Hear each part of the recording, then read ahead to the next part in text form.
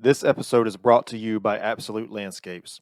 Absolute Landscapes is a landscape maintenance company that focuses heavily on commercial property maintenance. Call today for information about the services we provide and how we can best help you.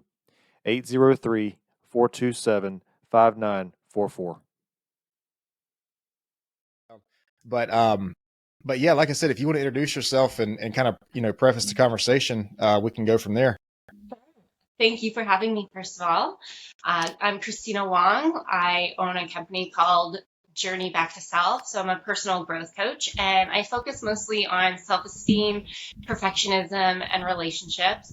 But just those three niches end up bleeding into every area of our lives. So really, whatever somebody wants to dive into with me, I'm here for it. Yeah. So you work with people, is that right? You work with like clients? Yes. Like, yes. So Yeah. you said, I'm sorry, you said again, what was that? You said mindset, not mindset. You said confidence. Self-esteem, Right. perfectionism, and relationships. Okay. Perfectionism. That's a new one. I've heard relationships and I've heard like mindset, confidence. But perfectionism, what's the ideal situation with that? Like people just, I guess, just perfectionist? Exactly that. So I call myself a recovering perfectionist. And as I've been able to let go of some of those tendencies, I've seen the freedom that is created both in my own life and in my relationships, because it affects everything. It affects how I approach things, including other people. It affects the standards that I hold myself to and other people. And it creates this pressure that's just, it's not enjoyable for anybody. And I don't believe that's how life is meant to be lived, but it was a coping tool that I learned growing up, right? It kept me safe. It kept me loved in my family to do well in school and be the good kid and listen and do everything the right way. So as I've been able to let go of that and really embrace who I am at my core, it really relieved the pressure in other areas of my life. So, okay, so this is really interesting because I've honestly never heard. I mean, I've heard of people being perfectionists, but not somebody seeking out, help for this kind of thing. I've never heard of this before. Well, I think in our culture, we have, up until this point or recently, we've really celebrated being, I'm a perfectionist. It was like a point of pride, right? I do things as perfectly as possible. But there's a point where that becomes a hindrance. There's a point where it stops you from moving forward. There are people who, including myself, will hold themselves back from trying something new because they're afraid they won't be good enough at it. They don't let certain sides of themselves show because they're afraid of what other people will think about those imperfections. And so you're not really creating the environment to get intimate with someone, whether that's a friend or a loved one or a partner. You're just kind of keeping this wall there between you and really living an authentic life. So that's what I found in starting to release how tightly I had to hold on to things being perfect. Yeah, that makes a lot of sense that people wouldn't like try something new because they felt like it had to be a perfect thing. Because anything new that you do, like the first time you try it, you're probably going to suck at it. That's right. And so that just makes sense that it would limit people, from trying that thing. So I guess that kind of ties into the self-esteem thing too then, but I'm curious on how, because self-esteem is like, well, I guess it's the same, it's kind of in the same ballpark, but self-esteem I would imagine is like, I can't do this, or, I don't have the ability to do this. But so I guess what I'm trying to ask is, how is the self-esteem part of this different from the perfectionist? Because perfectionist is like, I can't do it perfect. And self-esteem is like, I can't do it at all. That's just how I think about it. I might be thinking about that the wrong way. No, I think there's many ways to think of self-esteem. It kind of depends on where you're at in your journey with self-esteem. For me, they're very closely related. So when I couldn't do things perfectly, I felt really badly about myself. I felt shame. I felt guilt. And so it affected the way that I showed up to relationships. It affected the way I showed up in life, right? So not only could I not do it perfectly, of course, but then I felt so badly about it that just why try? Why even bother? And it just really helped me back when it was an attempt to gain love, but it actually held me back from loving myself and Right. from allowing love in from other people. So with maybe if you're comfortable commenting on this with your Yeah. situation and maybe the people that you work with, the perfectionist side of it, is it from themselves or is it from other people? Like, do they feel like they have to be perfectionists for themselves or other people, or is it a mix? I think it's person dependent. I can Hmm. speak for myself where it started by needing to be perfect for myself. It was all Right. subconscious, right? I didn't realize I was doing it. And then it led into, well, I want to be perfect for this person. So in a relationship, I want to show up how I think they need me to show up because that kept me safe in the relationship. It Hmm. kept me feeling like, okay, I'm going to be loved if I show up perfectly. So for me, it was both myself and other people, and it was exhausting. So Yeah, that's kind of why I was asking, because I feel like, if a person, if they feel like they had to be a perfectionist because of outside sources, I feel like that's a different route versus a perfectionist for yourself. Because I mean, I don't think either one of them are healthy. I'm not saying that. I'm saying that, if you feel like you had to be a perfectionist for other people, I think that probably opens up the door for, manipulation and, being used and that kind of thing. But then with yourself, it's almost like, well, you can't validate yourself. Like, there's nothing you can do yes. that's going to be like, you know, in your own mind up to the standards it should be. Yeah. And I think when you are focused on being perfect for other people, you're trying to be so many different versions of yourself, right? Because Right. everybody's idea of perfect is different. Hmm. So when you're trying to continually like bend who you are, you lose who you are. You no longer know who you are. So you can't be perfect for anyone. And other people also feel that. If you feel like you can't show up authentically, it ends up kind of projecting onto other people and they feel like they can't show up in their imperfections. And that Right. just creates more tension.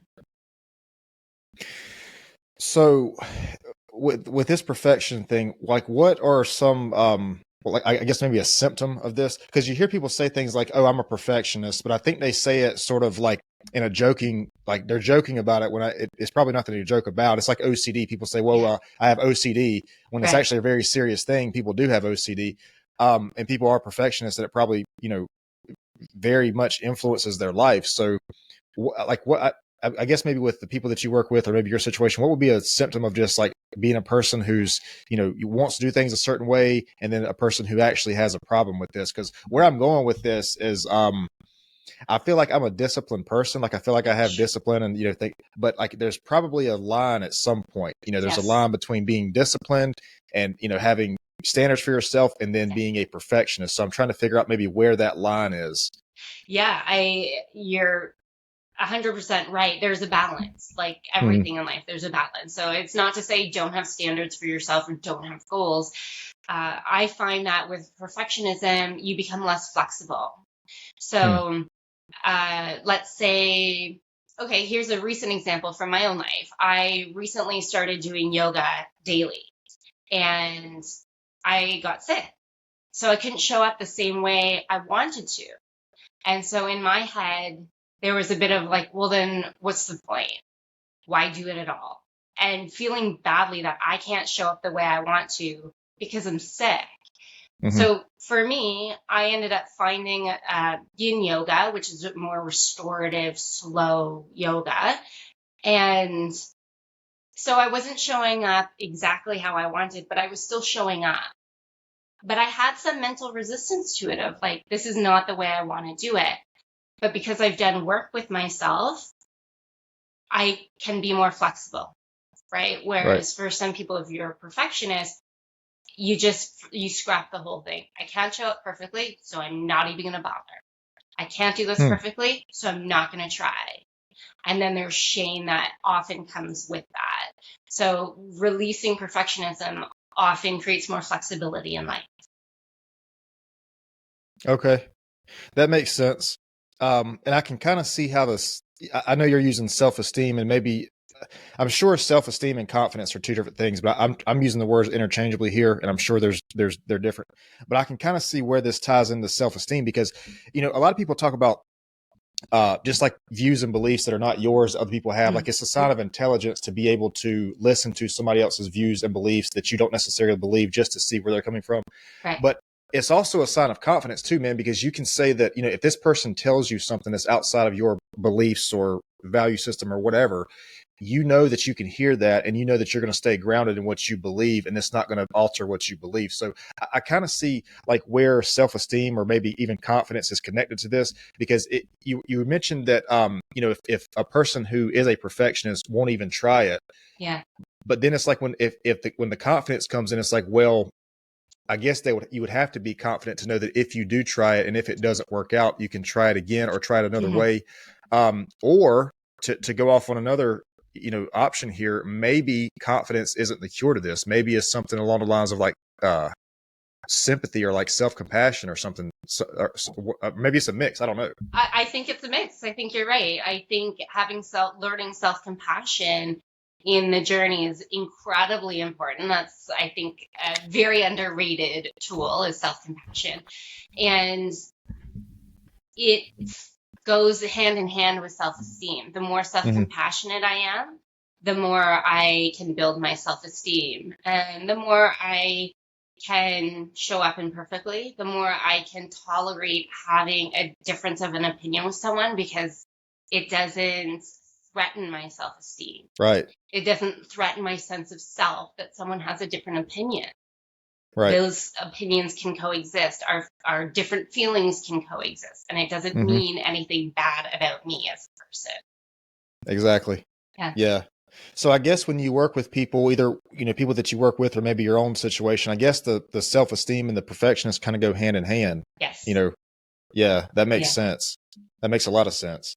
I don't know, man. I'm still kind of worried about this line between like being disciplined and then being a perfectionist, because I'm thinking over my own life and I'm thinking about the way I do things and the way I think about things. And I'm probably like surfing on that line. You know what I mean? Like I'm probably right there on that line. Yeah, I get that for sure. Because I don't know, sometimes I feel like I should be a little bit more reasoning with myself, I guess, but also too, I do allow myself to do things that like the first time things that I'm not going to be good at or whatever, like this podcast, for instance. I mean, just other things. And so maybe I'm okay. Maybe you won't get a client. I was going to say you might be getting a client out of me. I don't know. But no, man, I don't know. Cause I feel like we all have this voice, this voice that just kind of wants us to take the easy way out or stay comfortable, whatever. And that voice looks for any excuse it can, to justify this. But at the same time, I think our life is which voice we listen to, more often. I agree. And I would say for me, not only do I have a voice that's like, stay in that comfort zone. Yep. Just don't push it too far. Then I also have a really self-critical voice that I've internalized over the years and can also get in the way of me moving forward. So for me, it's finding that voice in between, which for me tends to be based on my values versus external sources, external voices or opinions, and is also based on my intuition. So when I've been able to tune into that and learn what that voice sounds like, that's my happy spot. That's where I make the most growth. That's when I make the best choices for my life. And that's when I feel best about myself. Well, and you really hit on something that I've kind of preached at this point, which is that, confidence is basically learning to trust yourself, like learning to build trust with yourself. Like if you tell yourself that you're going to do something and you do it, you learn to trust yourself. And you talked about intuition, man. I don't believe that intuition like is just random. I don't feel like it comes like it's not something that just is random. It's there for a purpose. And when you do these things and you learn to prove yourself to yourself, you learn that you can trust yourself. That relationship with yourself gets stronger. And I think by definition, that's what confidence is. You Yeah. know, if you tell yourself that you're going to get up tomorrow and you're going to go for a 30-minute walk or whatever it is, and you do that, the more you do that, then you're building trust with yourself. But on the other hand, if you do that and you don't do it, then you can't. It's like you can't trust yourself to the same degree. So it's like, you know, if you have a thought or opinion that you feel like, you know, you should pursue something in your life, or if you have a view on something, you're like, well, I don't really know about that because in the past I haven't been able to trust myself. And I mean, these things, it sounds like when you talk about it on a day-to-day basis, it sounds like these things are not big. But first of all, anything that you do on a day-to-day basis is huge. Like if it's something that you do every day or every other day or even a couple times a week, these things are huge and these things add up, you know, and over time, I mean, it's these things that make you who you are. Yeah. Like a champion does not become a champion on the field. They become a champion when they practice off of the field. You know, it's the long hours that nobody sees. That's what makes a person who they are. Mm-hmm. Yeah, I agree. It's those little habits, right, that we build on. And a lot of people, and I get it because I've been there too, where you want to jump to that big thing that you want to accomplish. But you have to start with the small things. They're muscles that you're building, right? Follow through is a muscle that you're building. So maybe it's starting with, you know what? I'm going to drink 8 glasses of water today. It's not something I've been great at in the past, and that's where I'm going to start. And when you continuously learn to follow through for yourself, like you said, you learn that you can trust yourself. And on top of that, that extends into other parts of your world and your other relationships, and other people learn that they can trust your word. And it just leads to huge change, but through smaller steps. Right. These things don't happen overnight. Right. And, you know, there's been several situations in my life where something happens, and it's like I can refer back to other moments in my life where I'm like, oh, well, I remember when this happened and this is how I handled that, or this is what I did. I don't know if you know who David Goggins is. No. Okay. So, man, he's a retired Navy SEAL. He's been on Joe Rogan a couple times. He's, I don't know how to even explain this guy. He's got like a couple world records for like pull-ups and things like that. And anyways, he's one of those guys. He wrote a book where he talks about having a cookie jar where you can look back over these little small achievements in your life and just, you know, referencing to that when you kind of need to. But if you're in a situation where something happens and you're like, man, I don't have any experience with this. I've never dealt. It doesn't have to be a big event. It could be something small. You're like, I don't know how to really handle this at this point. But like you said, I think it's those small habits that lead up to that, you know, that you can say, okay, I've been here or been somewhere like this before. I know that I can handle it. Or if not, I've handled new things in my life, new experiences, and I handled those well also. Yeah, maybe the circumstances are different, but maybe the feeling behind it has been the same. Okay. Right. I have felt uncertain before. Yep. I've felt anxious before. Whatever the feeling is, I got through it. I was able to do it. So I know I can do it again. I don't know what it's going to look like, but I trust that I'm going to get through it. Right. Yeah. So you said, when we started this thing, you said, perfectionism, self-esteem, and what was the other one? Relationships. Okay. I feel like that's a big one. But the self-esteem, like how would you, am I kind of in the ballpark with that self-esteem? Because I don't know. Sometimes when I hear self-esteem, I kind of think something similar to confidence, but then sometimes I feel like, well, self-esteem is more like it's more related to self-worth than it is self-confidence. So yeah, I believe they're all fairly similar. You know, I agree. Self-esteem and self-worth, I feel, are a little bit more similar, but it's hard to even put into words how self-confidence is different. But just kind of the feeling of the words, even if that sounds weird, I'm not sure, but self-esteem and self-worth do feel more similar. Okay. The reason I was asking, I was just trying to get your thoughts and your experience on these people that you work with. When you say self-esteem, is it, because I mean, you can say, okay, we can say like confidence is like, I can do this. Right. And then like self-esteem is like, okay, well, I am worthy of this, or I deserve this. So I guess maybe in your experience, like your work, what do you work with more maybe? Which mindset? Probably self-esteem versus self-confidence, but Okay. again, they're fairly closely related. So very often, even if someone feels like I can do this, Hmm. they may be lacking a bit of the I'm worthy of this, I'm worthy of Right. receiving this, I'm worthy of achieving this, whatever that is. Um, and self-esteem definitely comes from inside. It's an Hmm. inside job. I know for myself in the past, I've had some confidence in areas based on what other people told me, but Right. that didn't necessarily change how I felt about myself. Yeah. And I'm assuming this, this self-worth situation opens up the door for like self-sabotage, because I Yeah, mean, even you can believe that you can do something, but if you're not worthy of it, then, you're going to subconsciously, maybe you might sabotage that. yeah, And, that could be, I don't, there's a million ways, I guess that could happen.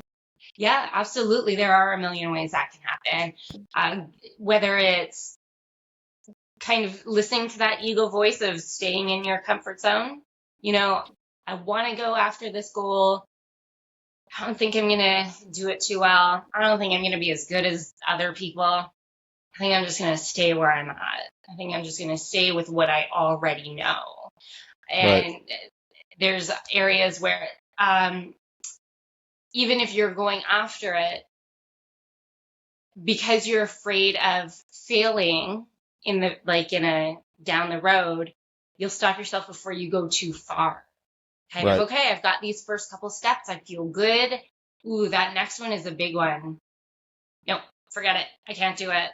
And it's all subconscious. You get in your own way because you're afraid that you won't be able to cope with the results if they don't work out in your favor. Hmm. Well, that kind of takes us back to what we were talking about, though. You kind of want to, you do want to, whether you do or not, you want to trust yourself. You want to believe Yes. yourself, and so it's easy for us to, I feel like it's easy for us to sabotage ourselves in a way, and then say like, oh well, I knew I wasn't worthy of this Yeah. thing or whatever. And so It's then sorry, keep going. I was just gonna say it's like a feedback loop, just like Yeah. just like the positive way of like, proving ourselves to ourselves. This is also, I guess, another fork in the road, I guess. Yeah. I absolutely agree. And I was going to say something and now I I'm forget. sorry. No, I'm no, sorry. no, that was me. Yeah, I I sometimes my was, thoughts go quickly. I said that, gosh, what did I say? I said The that feedback loop. yeah, Nice, but nice. before that, I said, we self-sabotage because we basically want to prove to ourselves that we're not worthy of this thing or whatever. That was a great reminder. Thank you. So, yes. Oh my gosh, what is happening with me? It happened again. Okay, I got it. I got it. Yeah, it is wanting to kind of reinforce a story that we've internalized, right? Yep. So of not being worthy or whatnot. And so, yeah, it's a coping tool that we subconsciously learned along the way. It kept us safe up till a certain point, but now maybe it's just no longer serving us. So can we recognize those moments and start to choose differently? Mm-hmm. Yeah. Yeah. Christina, I'm not trying to like inundate you with questions right here. It's just like Please keep them the more coming. we talk, like we went straight from the introduction into like we jumped head first into this thing. Yes. But it's just like the more we talk, the more questions I have come up. Like there is have you ever seen like a picture of a dam, like for a river or something, Hmm, and there's hmm. like a huge body of water behind it, Yeah. and like the dam is like cracking slowly? That's what's going on in my mind with this relationship thing. Yes. Because Yes. I want to get into the relationships, but I know that all this stuff I can kind of see, maybe I'm wrong, but I can kind of see where all this stuff we're talking about bleeds into the relationship part of Yeah. this. And Yeah. so I'm kind of putting that on the shelf. That's a very heavy object for the shelf right there, but like I'm just kind of putting that aside for a minute because I want to cover all this first. But Yeah. I mean, I just have so many questions coming to my mind. I'm not trying to like, overwhelm you with these I'm questions. ready. I'm ready. Um, but yeah, man, I mean, I do see a connection with all this, Yeah. and it's crazy how it starts with yourself. Yes. Uh, what, so what do you think are like common solutions to these things? I mean, like what's common solutions to the self-esteem issue, to the perfectionist issue? I mean, because it's easy from the outside looking in, it's easy to say, look, just try something new. Yeah. You're not going to be good at it the first time. You're going to fail. That's a learning curve. You can use that for the next step.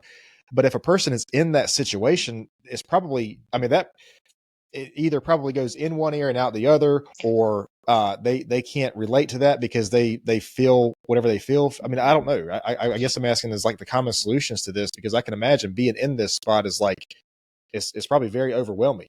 Yeah, I absolutely. I think it does feel overwhelming for people. I have one person who it took 2 years before she felt ready to do a local art class because she was afraid she wouldn't be good enough. And this is not for a career. This is just for enjoyment. But Right. that's how long we worked on building self-esteem and self-compassion. And I think for me, a pillar of personal growth, for sustained personal growth, is self-compassion. So that's where I like to start. That critical voice in our head is so automatic for so many of us. We do one small thing wrong and it's not like, whoops, it's like, what an idiot. Like, what a stupid thing to do. And all right, maybe it wasn't great, but can we be a bit kinder to ourselves? Like, do we talk to our friends that way? And why can't we speak to ourselves the way we speak to our friends, right? And so starting from a place of self-compassion really cultivates an inner environment where if we do mess up, if we don't do things perfectly, we can better navigate that. So that's where I like to start. Okay.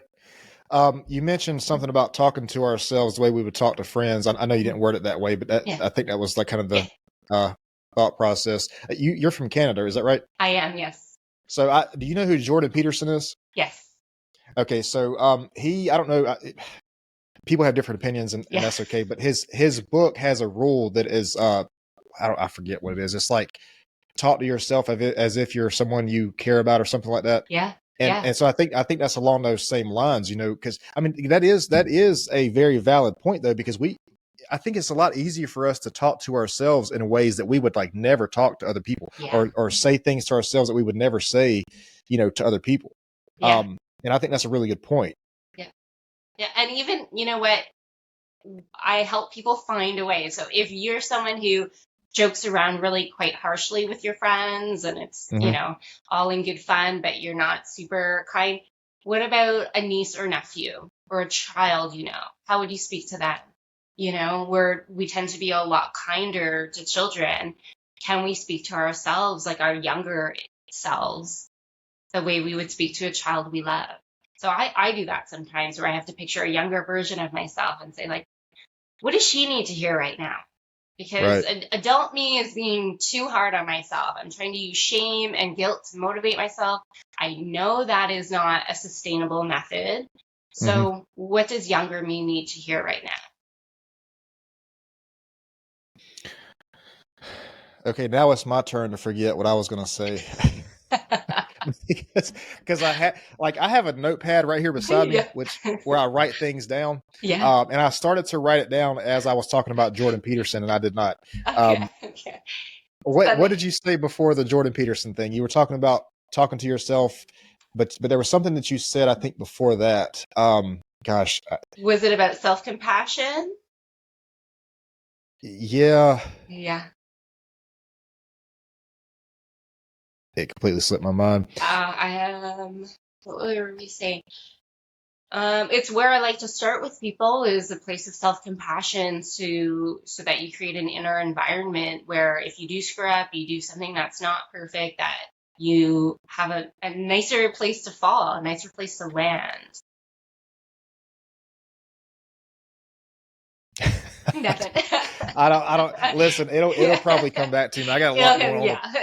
I got like so much information that I'm trying to like put into it's like a bottleneck right here. I'm trying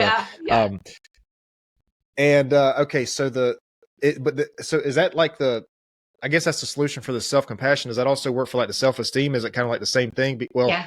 I misspoke. Not self-compassion, the perfectionist. Yeah. I guess the self-compassion, is that the same kind of the same solution for the perfectionist and the self-esteem? Yeah, it's where I like to start for everything. So let me tune into where you are with self-compassion, and it tells me a lot about the direction we need to move in. This is really going to act like I can't even focus now because I'm trying to think about what I forgot. This is the perfectionist in me coming out right here. This is what this is. Like I'm really trying hard to focus on this. Because I think that is right, man, because we can't, I know I was talking about failure, like when you try something and you fail at it, that's a good stepping stone. Yeah. And you cannot do something new and improve at it until you suck at it to begin with, basically. Yeah. And you have to give yourself the space to grow with whatever it is you want to grow with. You're not going to just be good at everything you want to try in life. Mm-hmm. And if you do something and you're good at it, I don't want to, let me rephrase the way I'm going to say this. If you try to do something new and you don't suck at it at first, you might not be trying hard enough, because if it's something like especially like a skill or something like that, like an instrument or, a sport or wherever, I mean, these things take time to learn. Yeah. And I just imagine if we're stuck in this place where we just kind of can't break out of this perfectionist mindset or this self-esteem mindset, I mean, that puts a limit on everything, that we do. It's like we live inside this little box, Yes, it's a great point, because some of us will even choose new things that are close enough to things we already know we're good at. Because there's a sense of safety in that, right? Whereas if we try something completely outside our comfort zone, we're more likely to need more space to get better at that. So that can be a thing too, where, okay, we feel like we're going out and trying something new, but it's still within that box. So that's an interesting point. Yeah. And then to tie it in again, the way you put it was perfect. Reinforcing. Yeah. Like you reinforce these beliefs to yourself. Yes. Yeah. I love the way you put it, because that's the same thing as trying to prove yourself to yourself. Dude, this thing that I forgot is really going to bother me. I can't even focus on the conversation because I felt like it was a good point.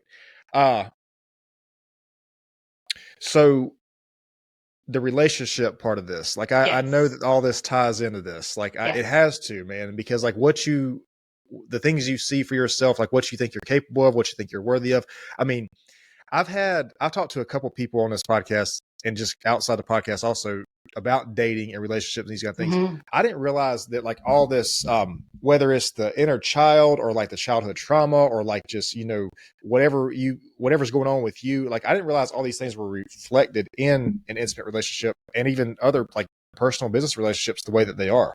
Yeah, absolutely. And that was something I had to learn as well. That's why it's one of my niches, is because it's been one of the biggest areas of my personal growth. So I can speak to it the best. So self-esteem was a big one with that. Like anytime there was conflict in a relationship and a partner, struggled with something I did, something I said, my first instinct was to defend. Right? Because I couldn't hold the thought of I'm bad. My self-esteem couldn't take what they were saying because it made me think I am bad in some way. So I had to defend and prove I'm not bad. I'm not. You took it the wrong way. That's not how I meant it. Those weren't my intentions. It got me nowhere. So that is a big pattern that I had to learn to release. And I'm not perfect at it, but that's not the goal. I work towards catching it sooner so that I have more moments of not jumping to defend. I can start by listening to my partner, my friend, my loved one, my work colleague, and empathize, validate their feelings and where they're coming from, while telling myself, this does not make me bad.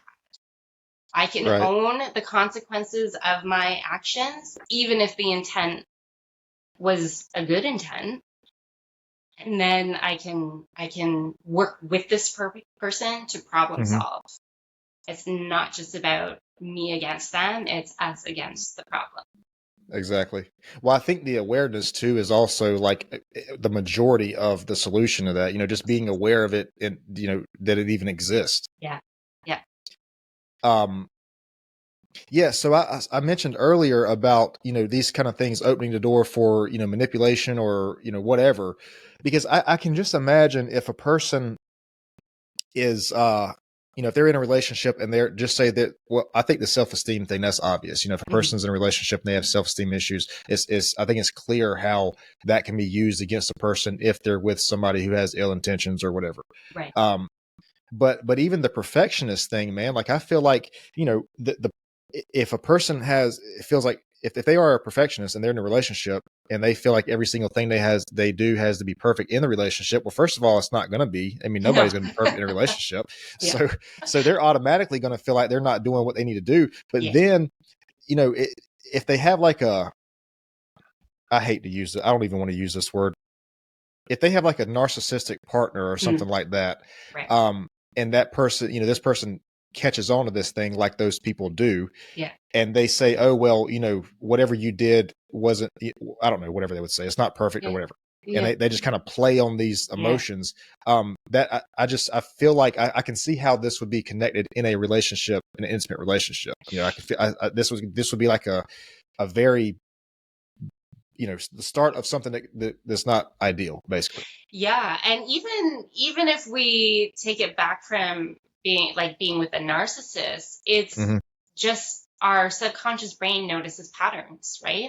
It's looking for patterns. So I have a client who, in her relationship, the more she walked on eggshells, the more her partner, who's a very kind person, just subconsciously learned to take advantage of that. And it wasn't what he necessarily wanted in the relationship. It's just what he learned. So they co-created this dynamic where she walked in eggshells and didn't want to upset him. And anytime he didn't like something, all he had to do was show a little bit of upset and she'd back right off. So working with her to be able to have boundaries and be assertive, not aggressive, but assertive, completely transformed the dynamic. Yeah, I would imagine so. Because I've talked about this too. A guest on here, Ross Lapella, he put this perfectly. This kind of ties in a little bit to people pleasing. Like if a person is like a people pleaser or whatever, you can't really trust a person who their main goal is to satisfy everybody, because if you know that about a person and that's how they are, that's just their personality. Like everything they do, they're trying to please everybody else. So it's like, well, what do you want? Like, what do you think? How do you feel? That's what I want to know. Like, that's I mean, so I'm just saying I can see how this would, man, this is like this is a 3-hour conversation just right here.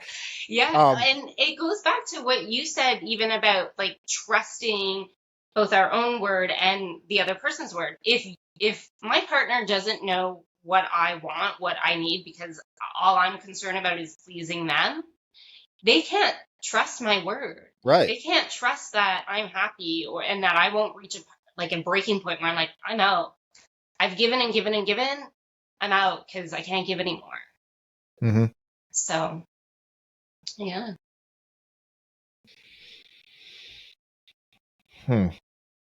So I would imagine with these people that you work with, are their intimate relationships is that like a big factor in why they come to you, or is that like a big problem they have in their life? I mean, For everyone. Keep going. Okay. Yeah. I was just going to say that maybe a better way to ask the question is, do you see a big majority of the people that you work with are having these problems in their intimate relationship because of these factors? Yeah. The self-esteem and all that bleeds into every area of our life, right? So it might not be the main reason they start to speak with me, but it's something we touch on without a doubt. I had someone who came to me and initially wanted to talk about work, which is fine. It's not one of my main niches, but again, these 3 areas tie into every aspect of life.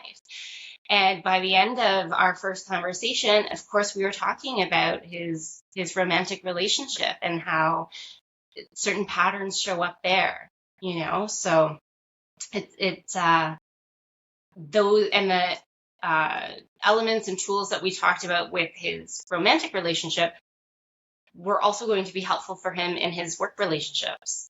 So, Right. mhm. So we've been talking for the last few minutes about the person who is a perfectionist not being good enough for their partner. Do you see it the other way around, where the partner is not good enough for the person who is the perfectionist? Because I would imagine, I think this might have been the point that I forgot earlier, but is it all like the perfectionist thing? Is everything internalized, or do these kind of people, do they also externalize it, where other people just can't meet their standards, or they just can't fit into whatever they think those standards should be, or is it all just internalized? I can speak in a couple ways about this. I will say for myself, I noticed that while it was mostly centered on myself, I Mm-hmm. inadvertently projected that onto other people. Mm. So in relationships, it was because I wasn't able to hold the idea that, hey, I'm not being perfect, I'm showing up imperfectly. It was really easy for me to want to point the finger at my partner and be like, if you could just change this, you would just look at this, our relationship would be better. Mm-hmm. And that didn't get me anywhere. So Right. I had to point that finger back at myself and look at, how am I co-creating this? Because I can't control what that other person does. All I can do is control how I show up. And if I end up learning how to show up in a healthier way and that person doesn't come with me to co-create what I want, then I have a decision to make. Do I want to keep working with this person or trying to work with this person, or do I want to say goodbye to this relationship? I cannot force them to do anything. All I can Mm. do is try to lead by example. So for me, it was mostly internal, but it did impact other relationships. And it also, I think, in some relationships made people feel uneasy that they couldn't show up imperfectly. So there's just this Oh, I tension where see. where everybody's kind of walking on eggshells. I'm not showing up perfectly, but that makes me feel uneasy. They can't show up perfectly, and that makes them feel uneasy. So whole relationship feels uneasy. Yeah, and of course, a relationship. I mean, I guess the way to get the best out of it is you have to be able to be open and be vulnerable. Mhm. And if you're operating from this mentality, it's probably hard to do that. Yeah. Yeah, you're never fully exposing all sides of you, right? Mm. You're keeping parts of yourself hidden, and it's in an attempt to stay safe and stay loved. But what you're doing is you're actually pushing that relationship away. Right, man. That has to be exhausting, though. I mean, like, Yeah. I'm just imagining like maintaining that. I can't imagine how exhausting that is, because there's so many things. Like, first of all, you're way too hard on yourself, and then you can never really fully voice your opinion. It sounds like, or what you truly want. I mean, there's a thousand things I can think of with this that are just like draining, really. Yeah, exactly. So the whole reason why I transitioned into being a personal growth coach is because the peace and the freedom that I found in being able to release these patterns has been incredible. And I want to share that with people because I think we all deserve to have more inner calm, inner peace, and more freedom in our day-to-day lives, in our relationships. Hmm. You mentioned something about you yourself with yoga. Yeah. Doing yoga. How do you? What's your thoughts on like physical fitness and physical health with as it pertains to like getting over this kind of thing? I mean, I don't know if there's necessarily a connection here, but I'm just trying to think. Maybe not with well, I don't know. Maybe there is. I don't really know. What do you like advocate for that? Like physical hmm health, physical fitness? Yeah, absolutely. And I will say it's a somewhat newer thing for me in the last few years, but when I am someone who for years just lived up here Hmm. and not in my body. And once I started to incorporate somatic practices, one of them being yoga, but that there are so many different options out there. It really, I feel, catapulted growth for me because so many of us live up here. So even when we do yoga, like when I would do yoga years ago, it was like, what's the hardest workout I can do? What's like, how far can I push myself with this? And that wasn't sustainable. For me now, what's been sustainable is connecting to my body. So I do think the physical wellness part plays a really big part, but it's more about connecting to your body in a meaningful way. So this might be common knowledge, but I didn't know that yoga means union. Yoga means union of your different bodies, your spiritual body, your physical body, your emotional body. So even sitting and doing a couple stretches, if you're connecting to your body and your spiritual self, that's yoga. So when I've been able to connect, it has opened the door to so many things because the first way I notice if I'm feeling defensive or something like that is tuning into the sensation in my body. Right. So having more body awareness has helped me notice those patterns more quickly. Yeah. Well, first of all, I didn't know that about yoga. I didn't know that's what that meant. I'm But not that alone. does it makes sense though, because if you look at like a picture of somebody doing yoga or whatever, it's always like they're doing it as the sun's rising or whatever. It looks like a spiritual experience more than it does a physical experience. Yeah. And that makes a lot of sense. I've never done yoga. It's been on the list of things to try. Like I've done probably almost every other physical exercise you can think of, but I've never done yoga. Okay.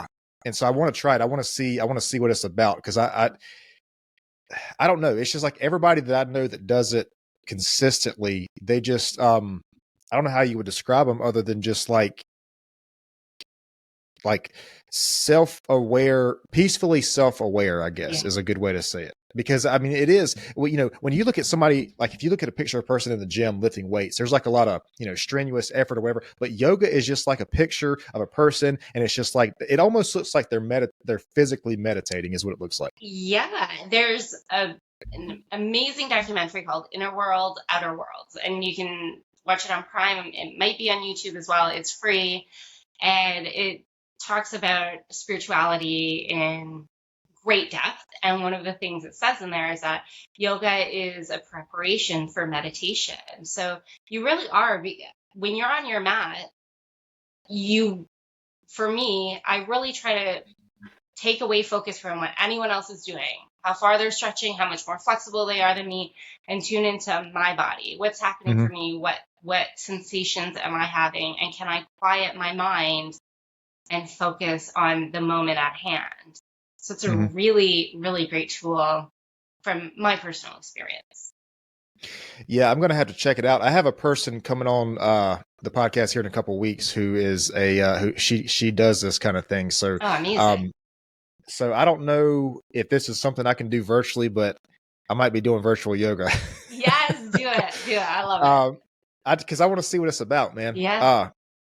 But no, the reason I was asking about the physical health thing, because, when we talk about fitness and things like that, and I've said this before, but it's like when we think about being in a gym or having a physical health routine, we think about watching our diet, watching things that we eat. We basically filter what goes into our body. But what we don't think about is filtering the other things that go into our body. Like if we are, so let's say that if a person's in the gym, they have a diet routine, they're obviously, they're probably going to watch what they eat, right? Right. But when you become aware of that, when you become of what you put in your body, you become aware of everything that goes in your body. And that means also too, the things that are set around you, the mentalities that are around you, you become aware of these kind of things. So this is why I say that like physical fitness is a cornerstone for everything that happens in your life, because you begin to filter not just the food that you eat or the water that you drink, you filter the energy basically that just comes into your mind. Like, you get less tolerant of things like complaining, or, you get on social media and the first thing you see is like a very depressing headline. I mean, you just like, you start to filter these things, and you just become more aware of like what you're consuming on a day-to-day basis.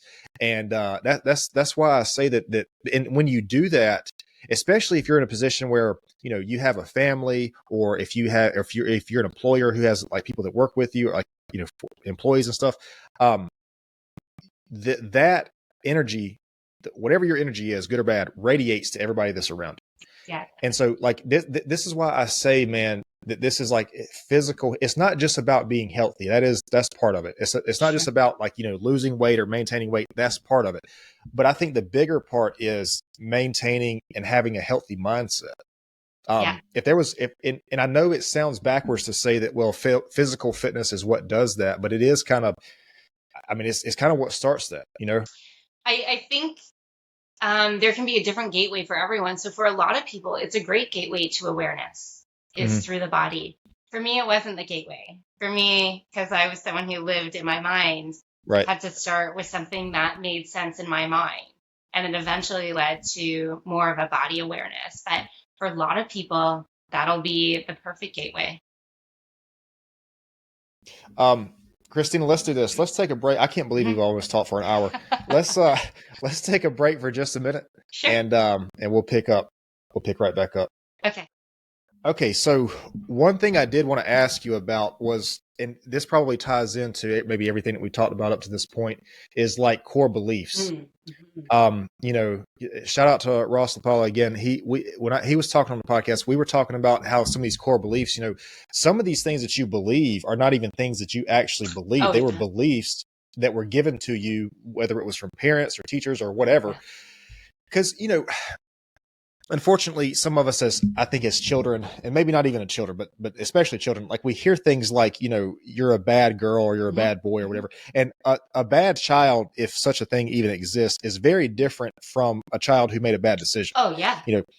And so like we hear these things, man, and we just, over 20 or 30 years, sometimes maybe even 40 years, like we just process this. And it's like some of these beliefs that we have about ourselves is not even something that we came up with by ourselves. It's just something that was reinforced over the years, and we just carry this thing around as if it's our own belief. So I guess what I was actually going to ask you was, do you think self-esteem determines core beliefs, or do core beliefs determine self-esteem? But the way it sounds like is maybe core beliefs determine your self-esteem. I would think. I would think that as well.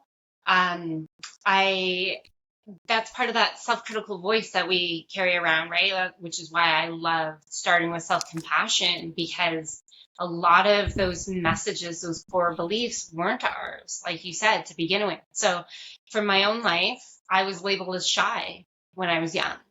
And so I carried that with me as a story for, all my adolescence and all my early adulthood. And yeah, I would say I'm more introverted, but that doesn't mean I'm shy.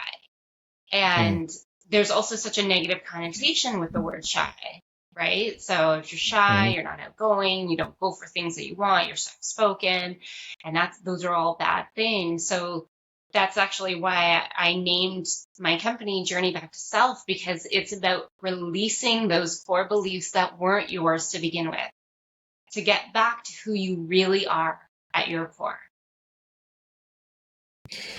So yeah, so when I'm hearing this, like what I'm hearing is like, let's say, because for whatever reason, it seems like a lot of us have a core belief of like or something related to like self-worth. Like there's a core belief around self-worth, whether we're not, I mean, being capable of a thing is one thing, but being worthy of a thing is something completely different. And like what I try to stress to people and explain is that this influences everything that you do in life. Like these beliefs, like whatever they are, influence every decision that you make, And so like you're going to stay, if you feel like that you're not worthy of a certain thing, you're not worthy of a, certain partner or certain career or whatever, you're going to stay inside a little box that you not even that you have made for yourself, wherever these core beliefs came from, these teachers or parents or wherever, you're staying inside this box that is predetermined for you by somebody else.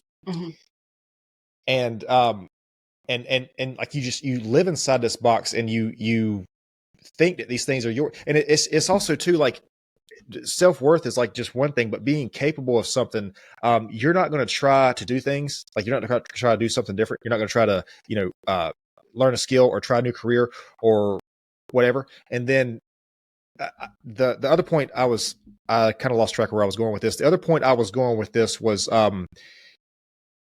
the like what you're willing to settle for, what you're willing to not settle for, like what you're willing to tolerate. Mm-hmm. I mean, everything is influenced by this. Yeah. And then when you go out in the world and you meet people, you meet situations, you try something new, it doesn't work out. Oh, well, I knew that wasn't going to work out because I'm not capable. So that reinforces that. You try to get a new job or whatever, they're not hiring. Oh, I'm not worthy of that. That reinforces that. I mean, and these things just get reinforced because how we look at the world is determined by false beliefs, basically. Yeah, absolutely. Whether it's like in a relationship, in a career, we tolerate what we believe we're worth, right? So if I don't believe that I'm worthy of a healthy relationship, I'll accept the toxic one because it's probably the best it's going to get. So the more we can have self-compassion, have self-esteem, recognize the beliefs that are ready to be released because they were not ours to begin with, the more we can work to creating a life that is authentically ours, that we genuinely want, versus repeating patterns that were handed down from past generations or handed down from, a capitalist society that wants to keep us stuck in autopilot and not questioning things, because then we keep numbing, we keep buying, we keep trying to feel better about ourselves by using external things, right? External measures. So, And all these things are a band-aid. They don't address the actual problem. yeah. It's like we oh man, I'm about to go on a rabbit hole right here. We treat symptoms Yes. and not the actual problem. Yes, you nailed it. Yes. I mean, we don't go for like what is actually the problem here. We treat the symptom of the problem and hope that the problem goes away. Yeah.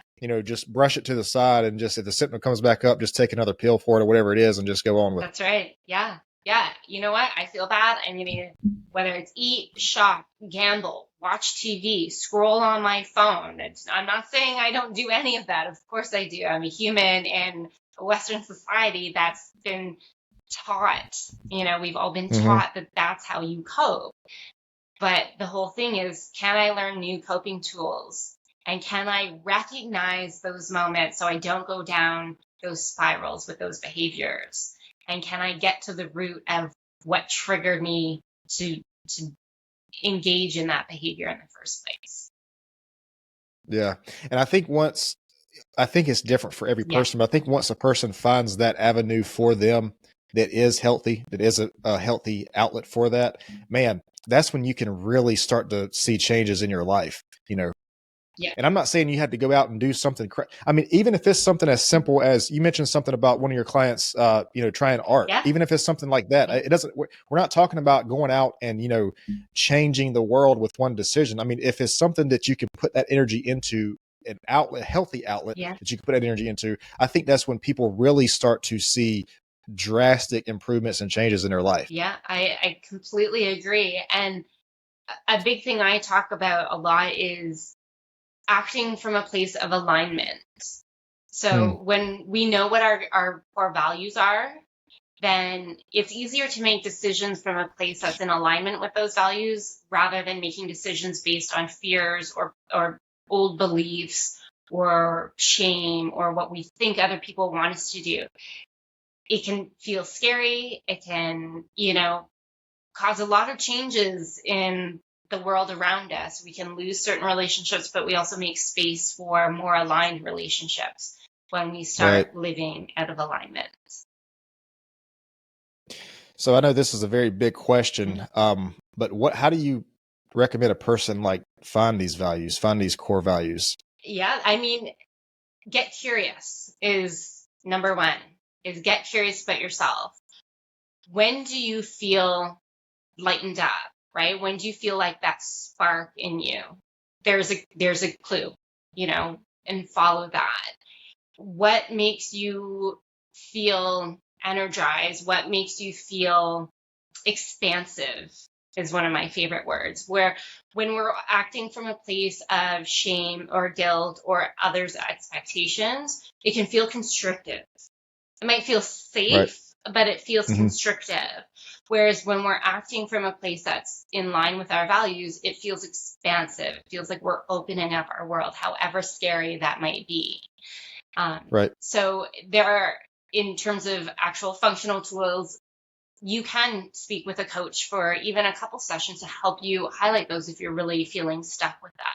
You can look for some journaling prompts and just do some streams of consciousness to kind of highlight, when I kind of get under those initial fears and those things that are holding me back, what's under there. For me, growth is a really big one. Growth is one of my core values. Connection is another one. So that's a big thing that helps steer my decisions.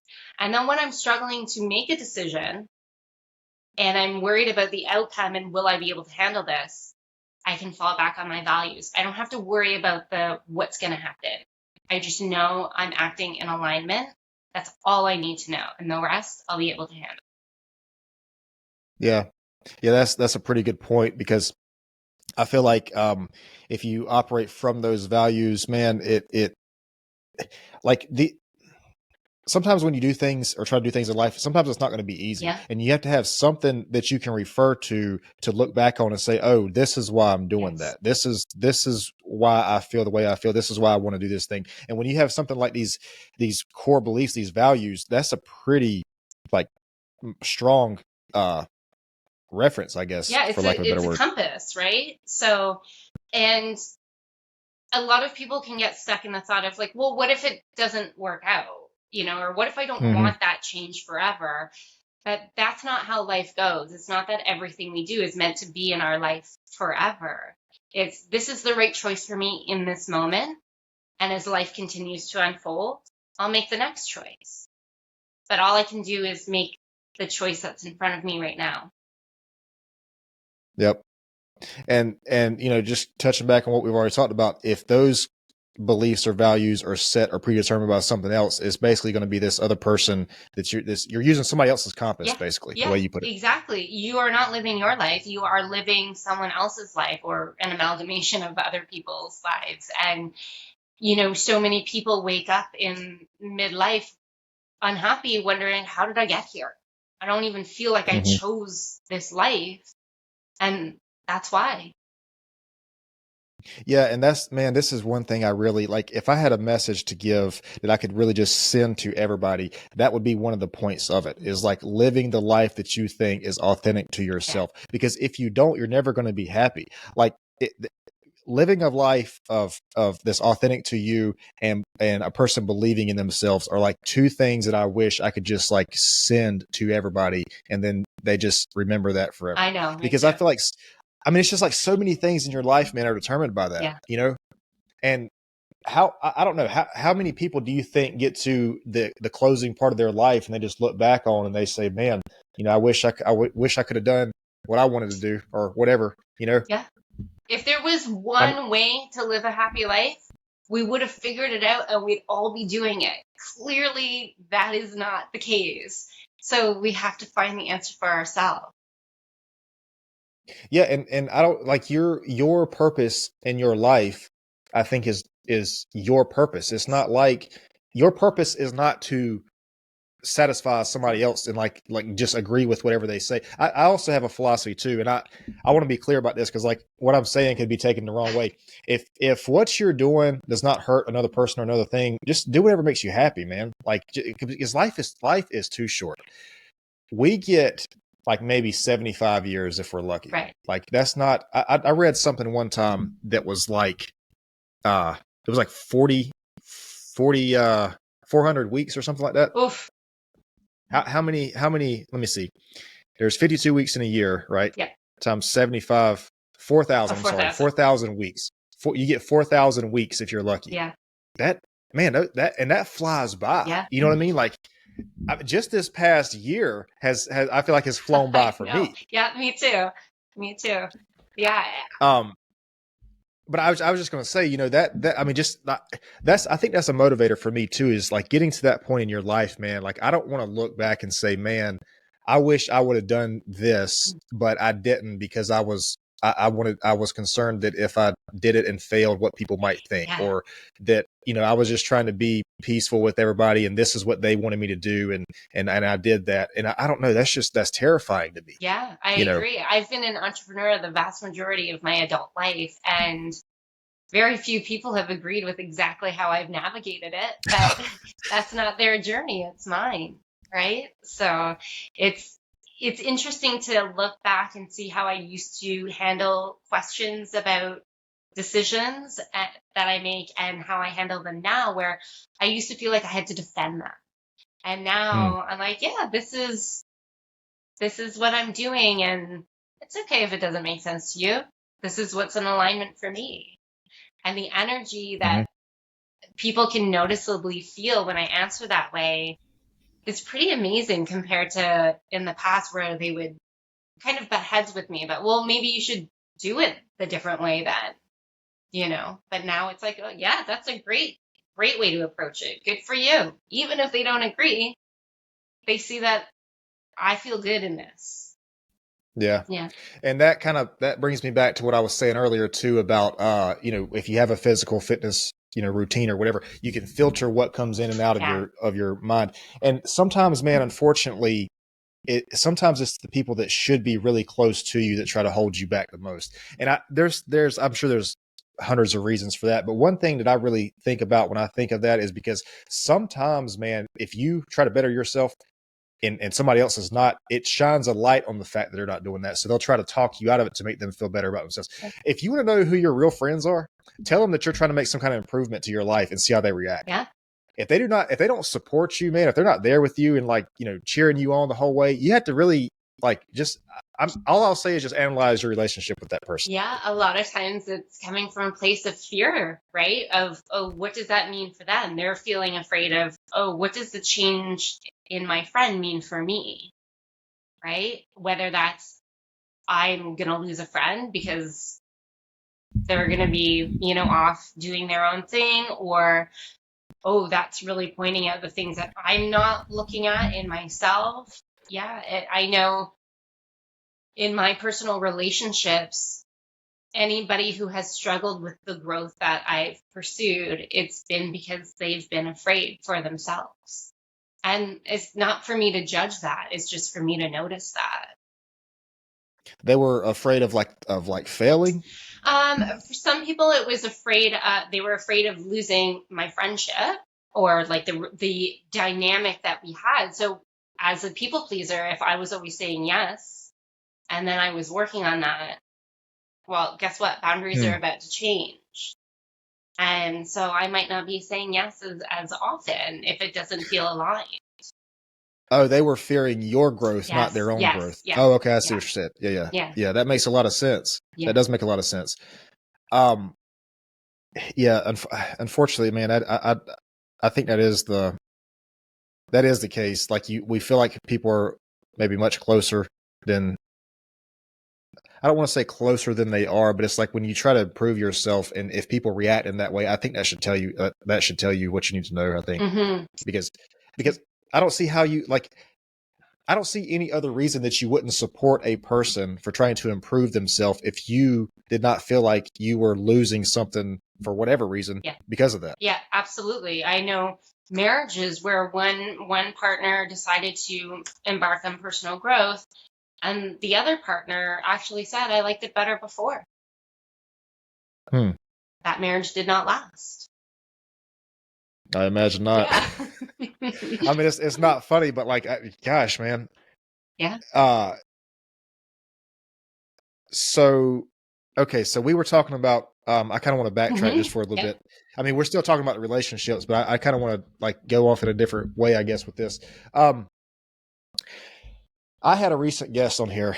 Her name is Anna, and she was talking about a relationship with yourself, which is something I've never really thought about before. I thought about relationships with other people, relationships with, coworkers, intimate relationships, but she was talking about relationships with yourself. And that really kind of changed the way I thought about this, because like we were talking about earlier, you might say things to yourself, you might think things of yourself but if you say a relationship with yourself, that might change what you think or say. Because when we say, if I have a relationship with a friend, that's a relationship with another person. I'm not going to say things to them or whatever. But I feel like if we say we talk to ourselves, or if we have a relationship with ourselves, it makes it easier to be more compassionate, I guess, with ourselves, because we have that is a relationship with yourself. Yeah. It makes it more real, I guess. Yeah. Yeah. And so, like, of all these things we're talking about right here, man, the self-esteem, the perfectionism, how these things influence like everything outside of us. What about, like, I know we've already touched on this a good bit, but like the relationship with yourself, Mm-hmm. I guess the question here is, what, like, how does it change from having the low self-esteem, the low confidence, the perfectionism, and then changing that relationship with yourself? Because it's easy to look at. So, for example, if you're a perfectionist and you feel like everybody should just be up to your standards with the perfection, it's easy to look at that and say, well, I shouldn't project that onto other people. But how can we change that with ourselves? Because it's just from my own personal standpoint, I would say, like, oh, well, if I need to be more compassionate with myself, the first thing I'm going to think when I think of that is I'm trying to take the easy way out. Mm-hmm. And I don't know, maybe I am a perfectionist. I don't know. But just how can we start to change that relationship with ourselves? And I know we talked about that. We touched on this a little bit earlier, Yeah. but well, I don't know how else to verbalize this other I'll than start what I'm and saying. then you can play off what I'm saying. So Yeah. I'm going to go back to self-compassion. I get it, because it can seem like, oh, just letting myself off the hook if I don't do well. It's not. It's not giving in to that ego instinct to stay in our comfort zone. It's when I go out and I don't do as well as I hoped. When I go out for that thing, I attempt something, and there's a twist and turn in my path that I wasn't expecting. Can I be kind to myself as I navigate that and I keep moving forward? So for me, hearing shame, hearing criticism while I'm trying to pick myself back up after I've fallen is not Mhm. going to motivate me to keep going. I understand for some people that is the kind of voice that has helped them to, I'm going to prove that voice wrong. For me, it is not a sustainable way to grow. It's an ego attempt to prove that voice wrong. So for me, working with my values, if I want to choose from that place, I have to be kind to myself. And so as I work with that, the voices in my head have quieted down. Mhm. And so that relationship with myself is calmer, it's kinder, and being inside my head and my body is a pleasant place to be. And it didn't used to be. It used to be Right. a pretty toxic place.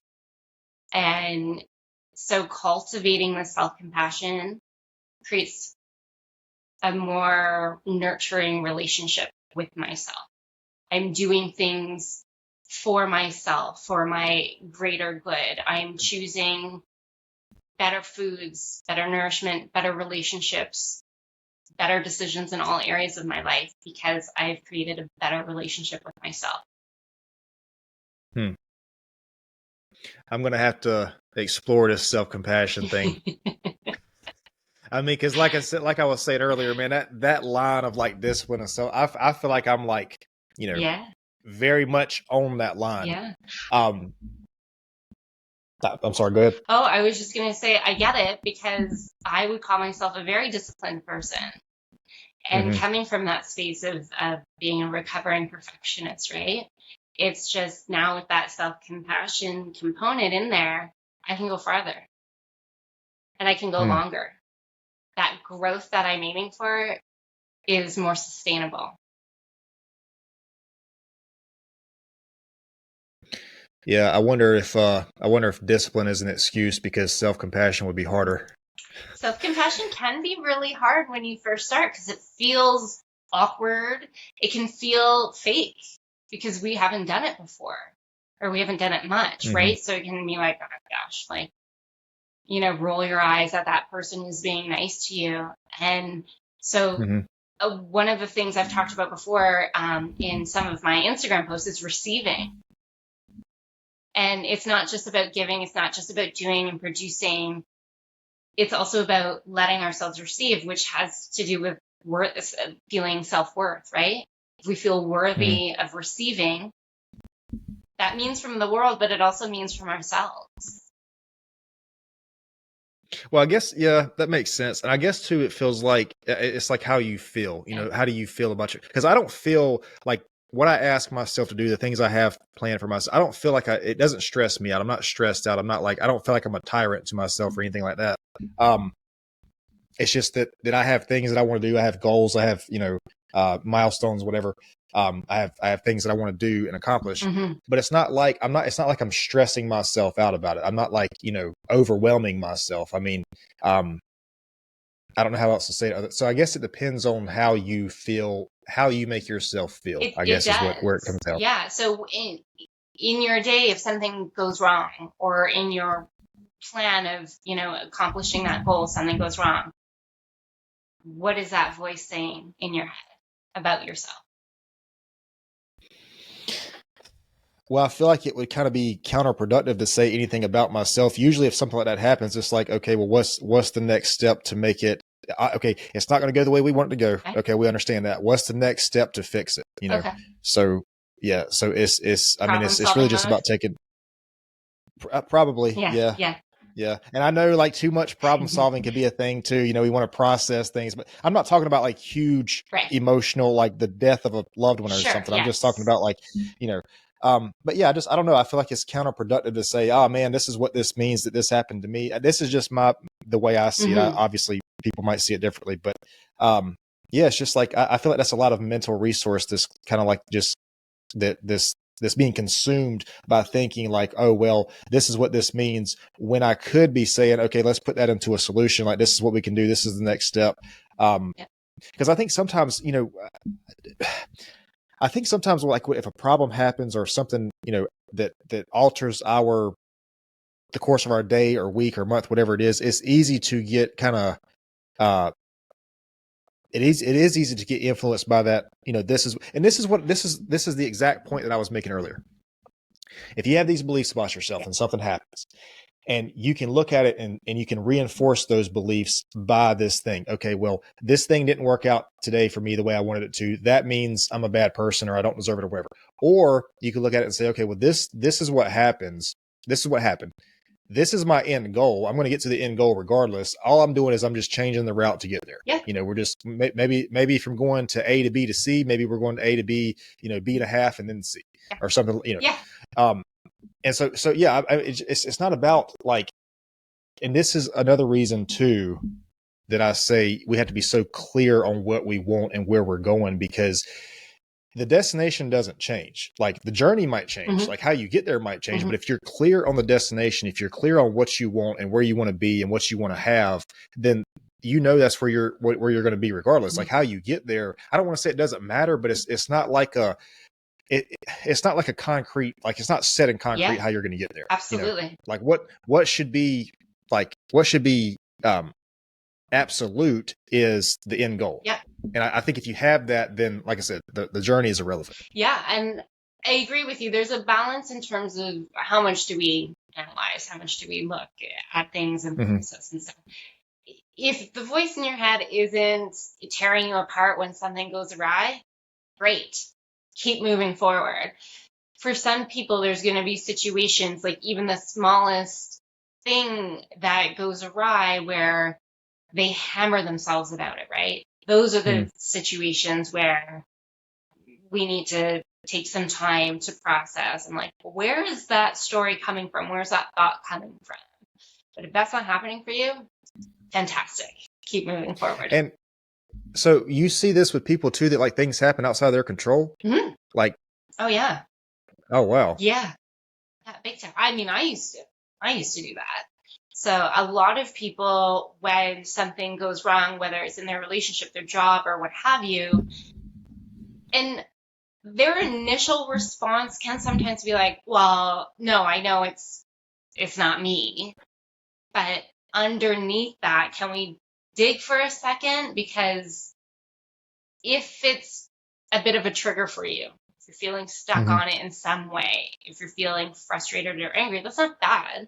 It's just a clue, right? It's just an Right. opportunity to look at, like, okay, got it. That's bringing up this thought from however long ago, or that I internalized from another person. Got it. Can I work to release that? It's not going to be every situation. There are some situations I don't have that at all, where it's really easy for me to keep moving forward, adjust, pivot, keep moving forward. But there are some that still come up where I'm like, oof, that felt a certain way. I need to take a minute with that before I just bulldoze forward. Mm-hmm. But I mean, I think also too, we should be grateful for those moments because they teach us a lot. Like I mean, without those moments, we would not know what needed to be improved or Yes. what areas we were kind of like, needed some attention or whatever. Yeah, I agree 100%. It's not about not having, it's like you said about a relationship. You're not going to have a relationship without conflict. So don't Mm-hmm. even try to look for that. Those conflicts, whether it's in a relationship or just in your own life, they're guides to point to things that we need to look at within ourselves. And the twists and turns in our path can lead to something even greater than we expected. Are we open to it? Can we surrender to those things? Right.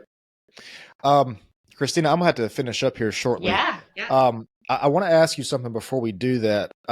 So I've heard people say, like talking about intimate relationships, like you should have, if you yourself are not, how do people say it? If you're not happy with yourself, if you don't love yourself, if you don't have yourself somewhat figured out, if that's even possible, and you try to go into a relationship, like, you can't, the relationship is only going to be successful to a certain degree. But then I've also heard people say too that like a relationship is a mirror. You're into, like, a relationship can heal you, an intimate relationship can heal you, and it's like those two things seem like they kind of counter. They're opposites almost. It seems like. Right. So I don't know. Just like, what's your thought on that? I mean, because we're not going to be perfect individuals going. First of all, we're never going to be perfect. Never. But I mean, no matter how. I mean, if we're fortunate enough to be here those full 75 years, and we work on ourselves every single year, we're still not going to be perfect. Never. And so you can never be like 100% fully perfect into a relationship. And I get that. Yeah. But keep going. But I was just going to say, saying that it heals you. I mean, I guess maybe these things happen simultaneously. Not to answer the question for you. Yes. That is where I was going to go with it, is your relationship.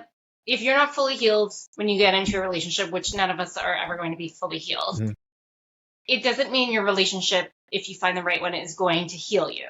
You do have to do your own work. But our wounds happen in relationship. So the best arena for healing them is in relationship. So it's a combination of doing our own personal work and doing work with a partner, and having healing experiences that then let us release old stories and old beliefs. Okay. Yeah, that makes a lot of sense, because I mean, you can work on things, but until you're in a relationship with the person, like, you don't really know if you've done enough work or not, right? Yeah. Like, you can think, I mean, oh yeah, I got that figured out. I'm not going to be defensive anymore. And then bam, you're like ready to, scrap it out with someone. So yeah, that makes a lot of sense. Listen, man, this has been a great conversation. I feel like we've talked probably, like, I don't know, 90 minutes, a little over an hour maybe. And I feel like we have said so much. I hope I didn't just throw everything at you at once here, because I had so much that I was trying to say and I wanted to say, and I was trying to condense it into the time we had. Do you want to promote your business or website, or you have social media or anything? Yeah, sure. So thank you. The business is called Journey Back to Self. Website is yourjourneybacktoself.com. And on Instagram, which is the best social media platform to find me on, it's also at Your Journey Back to Self. Okay. Yeah. So Perfect. I do mostly one-on-ones, but I'm working on some other containers for group work and such as well. But reach out if you have any questions. Okay.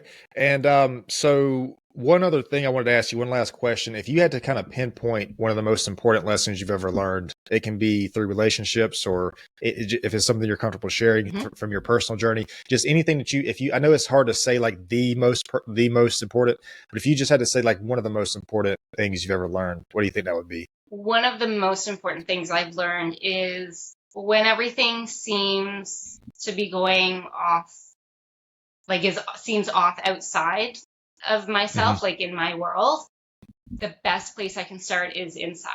So if things feel chaotic in my world, the best place to start is by calming myself inside. If I feel disconnected in a relationship, the best place to start is by reconnecting with myself. I love the way that you answer that. Reconnecting with yourself. Can you describe, like, I know we only have a couple minutes. Is there like a way to condense that on how to reconnect with yourself? Because I'm assuming that what you mean by that when you say that is these outside, I guess, influences or factors kind of determine maybe how you feel or what you think. Is that about the? Yeah, there are times when maybe I feel disconnected from my partner or a loved one or a friend, and my initial instinct is to reach out to them, right? And ask for more. And maybe that will be the answer down the road. But the best place for me to start is figuring out, what do I need more of? So do I need more time connecting to my body? Is that where I'm feeling disconnected? Do I need more time nourishing myself creatively? And if I can start from within, then I'm better able to pinpoint if I do need something from that individual, and I can better communicate it with them. But the answers tend to lie within. Right. Yeah, that makes sense. And I've said this too before. I mean, I think a good portion of the issues we have can be solved, or at the very least lessened, with self-awareness. You know, if we just figure out, why do we feel the things we feel? You know, why excuse me, why is this influencing me the way it is? Why, if somebody says something to me or does something to me, why does this make me feel this way? You know, I just feel like I'm right there with you 100%. I feel like a lot of the answers lie within. You know, I feel like a lot of things can be, I don't want to say solved, but at the very least we can be put on the right direction if we just kind of. Right. But there again, you know, how do you do that? You have to be able to trust yourself and believe in yourself, and that starts with self-esteem. So self-confidence. Yeah, you got it. But Christina, listen, man, this has been great. I am going to stop the video right here. I appreciate your time. I appreciate you coming on doing this with me. Hey guys, I appreciate everybody tuning in today. If you enjoyed this podcast or enjoyed this episode, you can find more at Pure Wisdom Podcast. This is on Facebook, Instagram, YouTube, TikTok, Rumble, Spotify, Amazon Music, and Apple and Google Podcasts. There you can subscribe, like, and share and interact with all of our content. Again, we appreciate it, and we will see you next time.